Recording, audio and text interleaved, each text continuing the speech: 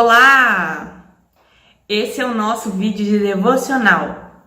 Prepara a sua Bíblia, o seu caderno para fazermos esse estudo maravilhoso, né? Crescermos no conhecimento da palavra de Deus. Não se esqueça de orar, né, na devocional. Não se esqueça de procurar um ambiente tranquilo para o seu estudo. O meu objetivo é nós estudarmos juntos a palavra de Deus, né? Dessa vez você não vai estar sozinho, você vai ter companhia para estudar, ok? Então eu te peço, curte esse vídeo, compartilha e se você não é inscrito no canal, se inscreva e ative o sininho para ser notificado sempre que tiver um novo vídeo. Então, vamos para o estudo!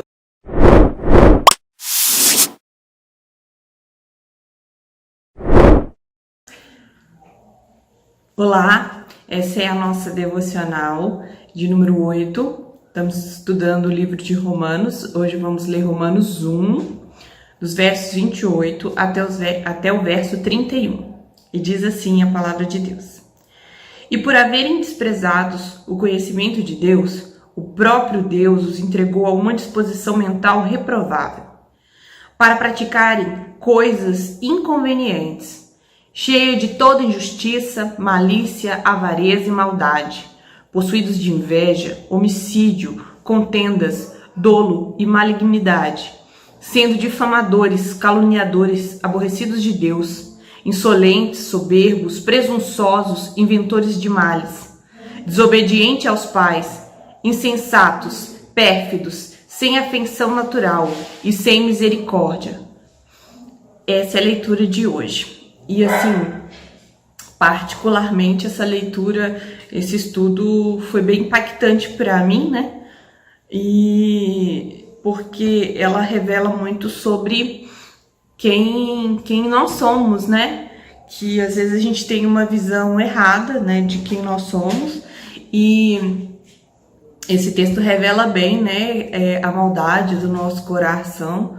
Então, essa lista de Paulo tem 21 pecados, né?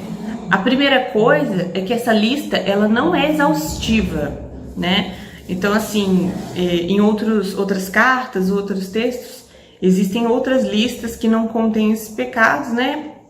Não contém todos eles, contém outros, enfim, não são todos, né? E o que nós podemos dar início a esse entendimento desses textos é que a nossa sociedade hoje, ela não vai concordar como tudo isso que nós citamos aqui como coisas erradas, né? Ou coisas que sejam de responsabilidade de quem as pratica, né? Por muitas vezes a sociedade acaba dando a responsabilidade toda a políticas ruins, a pobreza, a falta de acesso, né, à educação, né, as condições de vida de um indivíduo, né? Mas Paulo estava mostrando aqui que essa situação, né, de prática, né, desses pecados é a situação do mundo pagão, né?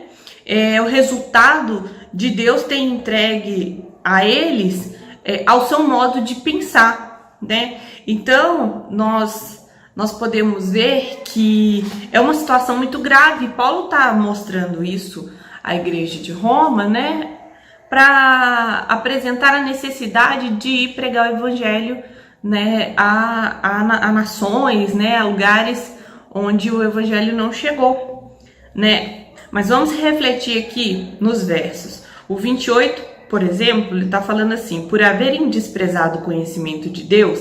Lembra que a gente vem falando sobre isso, do homem rejeitando a Deus, do homem aqui dizendo desprezando o conhecimento de Deus? Lembra que a gente tem estudado que Deus, ele se fez conhecido através da consciência, através da natureza, né? Como uma revelação geral a todos, e por isso não há nenhum homem que seja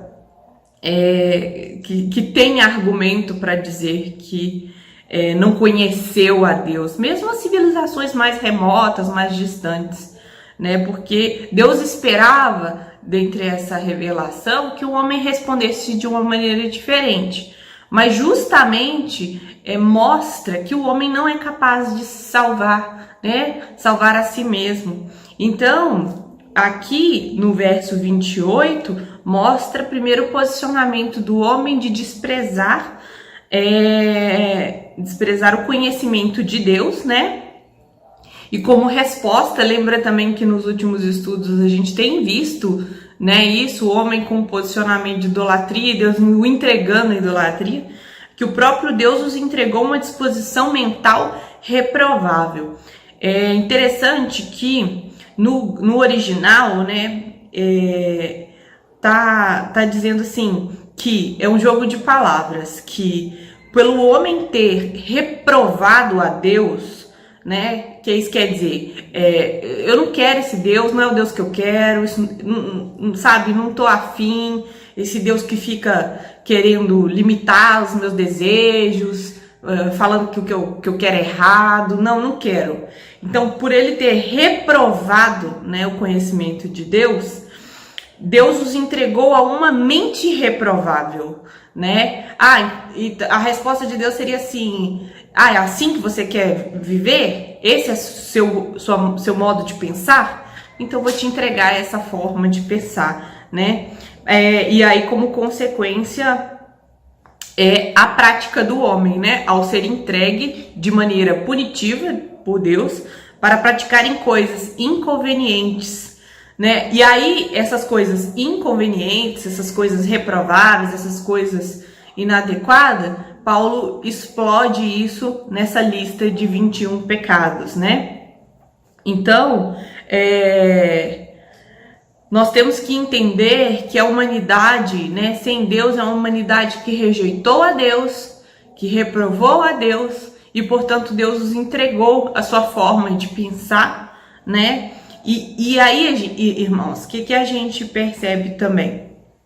Quando nós falamos que Deus entrega, né, a disposição mental reprovável, isso é muito profundo, né? O que seria uma pessoa que foi entregue a uma condição, né, mental assim, reprovável, né? O que ele quer dizer com isso? Uma disposição mental reprovável. Ele quer dizer o seguinte: é aquela pessoa que já perdeu a capacidade de discernir o bem e o mal, o certo e o errado, né? Aquela pessoa que ela já não consegue sentir o impacto das coisas, né? Eu vou dar um exemplo assim. Às vezes a gente vê alguns vídeos, recebe alguns vídeos, por exemplo, o ladrão foi lá, roubou, e aí a população pegou o ladrão e o linchou. Aí, assim, como reflexo desse coração perverso da gente, a gente fala: bem feito. Bem feito, porque é vagabundo, é bandido, né? Tem que apanhar mesmo e tal. Mas na ótica cristã, até mesmo numa ótica civil mais bem avaliada, né? O que a gente vê esse tipo de sentimento que desperta em nós? A perversidade do nosso coração, porque todo aquele que infringe lei, ele precisa ser julgado, né? No caso do exemplo que eu dei, por leis, né, civis que possam avaliar o seu ato e empregar a ele a devida punição, né? Preservando os direitos, né, daquela pessoa, porque a injustiça não nos dá direito à injustiça. E ali a população pode se juntar no momento de ira e revolta e aplicar a justiça com suas próprias mãos. E o cristianismo, ele não nos incentiva esse tipo de coisa, né? Mas a gente vê que isso é despertado, até mesmo no crente muitas vezes é despertado. E ali a gente às vezes esquece que aquele ladrão, que aquela pessoa que fez aquele ato ruim, né, abominável algumas vezes mesmo, é uma pessoa que não conhece a Cristo, que é escrava do pecado e que ela só sabe fazer o mal, né? E a gente às vezes olha nós comparado com elas e se sentem superior porque nós somos bonzinhos. que esse texto está querendo dizer é o seguinte, que essas pessoas, como nós outrora, perderam a capacidade de discernir bem e mal, né? Elas são sim responsáveis pelos seus atos, né? Mas entendendo que há algo muito maior por trás daquilo. Por isso a importância, né, do evangelho para levar transformação. Mas, irmãos, a verdade é que não tem ninguém bonzinho, né? Deus, muitas vezes, até em meio a quem não é cristão, são pessoas de boa índole, têm uma vida reta, uma vida justa. E aí a gente fala, pois não tá na igreja, não acredita em Deus, mas é justo, é bom com a esposa, não trai, paga seus impostos, tem uma vida íntegra, é generoso com os necessitados. Por que você vai pro céu e ela não? Né? E na verdade é a falta de compreensão que a nossa salvação não é pelas nossas obras, não. E se a gente não comete essas maldades, né, essa lista de maldade aqui no seu potencial máximo, a verdade é porque Deus, né, por habitar em nós, traz em nós uma transformação, mas não é mérito nosso, né? Então, essas pessoas, elas perderam a capacidade, né, de ter algum tipo de sentimento moral, né, diante da sociedade. E aí, irmãos, assim, isso se abrange, né, de uma maneira geral, a essa incapacidade de perceber. É tipo uma sociopatia, né, moral, que aquela pessoa não sente nada. Para ela é ok, roubar a empresa é ok, trair a mulher é ok, né, o marido. E aí ele começa um processo de justificação, sabe? Não, é porque eu tô cansado, não quero acabar com o meu casamento, mas, né, eu tô cansado, tô enjoado, não tô ferindo ninguém, enfim, uma série de desculpas para cometer esses atos, né? Porque ali ela já não sente nada, ela não sente que é errado, ela não sente que isso seja algo correto, né? Então, mais ou menos nessa linha. E também, sobre ainda o verso 28, a gente tem que perguntar qual seria a causa, né, desta mentalidade reprovável que o texto fala. O texto também responde que é o fato do homem ter desprezado, né, o conhecimento de Deus. Tudo vem aí, quando Deus é rejeitado, né? Lá no verso 20, a gente aprendeu que existe um Deus, e esse Deus está irado com a humanidade, né? E aí, por que é importante lembrar disso? Porque a gente fica, às vezes, na mente com a parte da verdade de que Deus é amor. Ah, não, mas Deus é amor, não, essas coisas não acontecem, isso não procede, porque isso não é Deus. E, na verdade, a Bíblia disse que Deus está irado com a humanidade, com o pecado. Então, assim, isso não torna Deus mal, isso torna Deus, né? Na verdade, isso é reflexo da sua santidade e da sua justiça, né? Quem é que fica, ou não deveria ficar indiferente ao ver injustiça, né? Ao ver impunidade, ao ver esses atos maus? Deus é santo, então ele se ira sim, né, com relação a isso. E o homem não quer saber desse Deus. Para mim, tanto faz se ele tá irado, para mim, tanto faz como ele responde, né, a minha vida imprópria, a minha vida cheia de pecados aí. Então, eu rejeito, eu não quero para mim, né? E esse desprezo, ele é universal, né, do conhecimento de Deus. E assim, Paulo, ele não está condenando uma condição mental intelectual, tá? Não é isso, não é esse tipo. É uma condição mental que está afetada moralmente, né?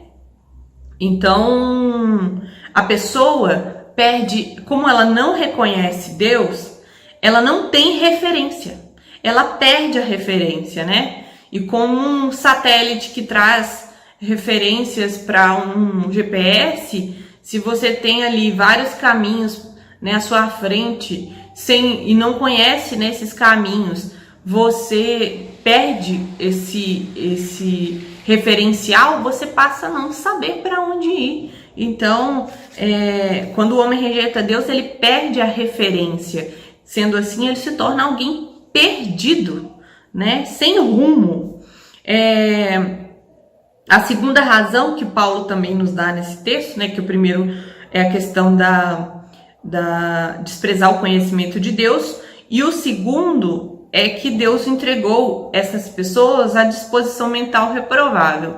Então é a resposta de Deus, né, a essa conduta, a esse posicionamento de rejeição, e aí a pessoa está entregue à própria mente, né? Aí o que a gente pode ver, que a gente citou também, mais ou menos nos últimos estudos, no verso 24 de Romanos 1, Deus entregou o homem à imundície. No 26, Deus entregou o homem às paixões infames. E agora no 28, Deus entrega o homem à mente reprovável. Então, assim, essa resistência, esse coração duro do homem de não reconhecer a Deus, gera uma resposta, né? Deus entrega a ele aquilo que ele quer viver, né? E às vezes a gente fica, né, sem entender como é que pode, né? Deus não vai fazer nada. Deus está fazendo. A condenação para o pecado é mais pecado. O pecado é tão ruim que ele em si é uma condenação. Você fala, não, mas continua lá fazendo as coisas erradas, fazendo cada vez mais. Pois é, isso é condenação, né? É a pessoa mergulhar nessa vida de pecado. E a gente pensa assim, né? Quão maravilhoso é a capacidade de nós pensarmos, de nós raciocinarmos, as nossas lembranças. A lembrança é algo tão valioso, né? De ter a percepção das coisas ao nosso redor, né? Isso é um bem, isso é uma dádiva de Deus, né? Essa capacidade da nossa mente. E nós conhecemos algumas doenças que ela interfere nessa capacidade, né? A pessoa começa a não saber quem as pessoas perto dela, ela começa a não se lembrar do seu passado, a não entender seu presente, a esquecer quem é ela, quem é a história dela, qual é a história dela, né? E essas doenças, né, que atacam essa capacidade mental, né, elas acabam por tirar um pouco da identidade daquela pessoa, né? E nós estamos falando, tipo, pega todas essas doenças e imagina elas no mundo espiritual. É a capacidade de perceber, de sentir, de reagir, né? Então, é disso que nós estamos falando, né? Que vai interferindo no discernimento, né, moral daquela pessoa. E tudo começa na mente, né? E o passo seguinte é ir para a prática, né? Lembrando que que Jesus até esclareceu que o pecado, por exemplo, que o fariseu ele entendia como adultério, era deitar com uma mulher, né? Mas Jesus diz, só de você cobiçar você já pecou. Então, o pecado em si, ele começa na mente, depois ele conduz para a prática, né? E se você não se arrepender em meio a esse processo. Então, isso é muito perigoso, né? Então, quando Cristo morreu na cruz, ele veio para regenerar, irmãos, essa questão moral, né, da nossa mente também, né? Ele vem para quebrar essa escravidão, né, de viver uma vida disposta, né, a ficar nessa condição mental reprovável, né? Então, ele vem tratar a nossa mente, né? E quando o verso 29 fala desses pecados, é muito interessante porque nós vemos a quebra dos 10 mandamentos. Os 10 mandamentos são quebrados com esse pecado, né? Então vamos só recapitular aqui os 10 mandamentos. Não terá outros deuses diante de mim. Não usarás o nome de Deus em vão. Não farás imagem de escultura. Lembra do dia do descanso. esses 4 primeiros aqui tá falando acerca de Deus, e aqui nós vemos vários pecados que ferem diretamente, né, esses 4 mandamentos, né, que fala de ser aborrecido de Deus, de insolentes, soberbos, presunçosos, né, inventores de maldade. Aí a gente continua os 10 mandamentos. Honra teu pai e tua mãe. Aí tá aqui desobediente aos pais, né, quebra desse mandamento. Não matarás. E aqui tá falando homicídio, né. Outros também podem se enquadrar dessa lista. Não adulterarás, né, não furtarás, não cobiçarás e não levantar falso testemunho. E aí a gente vê isso, né, cheios de toda injustiça, malícia, avareza, maldade, presunçosos, invejosos, né, homicídio, contenda, dolo, né, e malignidade. Então aqui também entra na questão do não furtarás, difamadores, não levantar falso testemunho, enfim. Nós vemos aqui todos os 10 mandamentos sendo quebrados nessa lista de pecado, né? Não sei se foi a intenção de Paulo, mas a verdade é que todos os 10 mandamentos são quebrados, né? Então, o coração do homem é cheio dessas coisas, ele é perverso. Por quê? Porque um coração que rejeitou a Deus não tem Deus nele. E se Deus não está preenchendo o coração do homem, esse coração vai ser preenchido por outra coisa. E esses pecados refletem bem um coração cheio, né, de outras coisas que não seja Deus, né? E aí você pode falar assim, mas Balina, eu conheço pessoas que não são cristãs, não reconhecem a Deus e são pessoas boas, não fazem essas coisas todas aí. Bom, isso é verdade, mas o que acontece? Como eu disse anteriormente, às vezes Deus agiu com misericórdia, aquela pessoa nasceu numa boa família, que ensinou valores para ele, aquela pessoa teme as consequências com a polícia, com a lei, ou com multas, né? As consequências, né, criminais de maneira geral, as consequências financeiras, as consequências físicas, etc. Então Deus coloca isso na sociedade para trazer certa ordem, e o temor dessas coisas impede aquela pessoa de fazer. Ou pela misericórdia de Deus ela aprendeu bons valores. Como eu disse, não é a nossa prática de vida correta não nos salva. Ela deve ser um reflexo da nossa salvação quando reconhece Cristo. O reconhecimento de Cristo como Senhor é o que nos salva, né? Só para deixar isso claro, né? Então nós vemos que a origem da desobediência, por exemplo, de uma criança é a rejeição de Deus no seu coração. Eu tenho uma filhinha, né, de 2 aninhos e a gente já consegue ver, né, evidências dessa natureza pecaminosa que todos nós nascemos, né? E, infelizmente, essa sociedade permissiva faz com que as crianças não sejam corrigidas, né, dessa conduta errada, mas pelo contrário, por muitas vezes incentivada, né? Então, há muitas coisas que precisam ser mudadas nas nossas vidas, né? Lembrar que existe um Deus irado com o pecado, né? E que nós não somos capazes de reverter isso sozinho. E como é que se reverte um coração inclinado para o mal, né? Como que a gente faz isso, né? Na verdade, a resposta de Paulo, ele vai estar lá no verso 16, quando Paulo diz que o evangelho é o poder de Deus para a salvação de todo aquele que nele crê, né? Quando ele diz que ele não se vergonha do evangelho. O poder para transformar um coração perverso como esse é o poder do evangelho, né? E aí a nossa reflexão, como é que você está vivendo? Né? Olha cada um desses pecados. Como é que você está vivendo? Você sofreu uma mudança na sua conduta? Ou quando isso acontece acidentalmente, você se arrepende? Você vê o mal que você fez contra Deus e contra o outro? Né? Às vezes você acha assim, não tem nada a ver comigo, eu não faço essas coisas, eu não preciso desse tipo de palavra. Isso pode ser um indício de que você está vivendo esses pecados de alguma maneira, sim, porque, irmãos, nenhum de nós escapamos dessa lista de pecados. De uma maneira ou de outra, a gente acaba inferindo porque a gente ainda é pecador e ainda é influenciado pelo pecado, não somos escravos. Mas, na verdade, se a gente se enxerga tão bom assim, a gente não entendeu. A gente não entendeu, né, que o nosso coração ele é perverso e se há alguma bondade na gente, deve haver, né, pelo fato de Cristo habitar em nós. Irmãos, com certeza a gente não entendeu ainda a nossa condição miserável de pecador.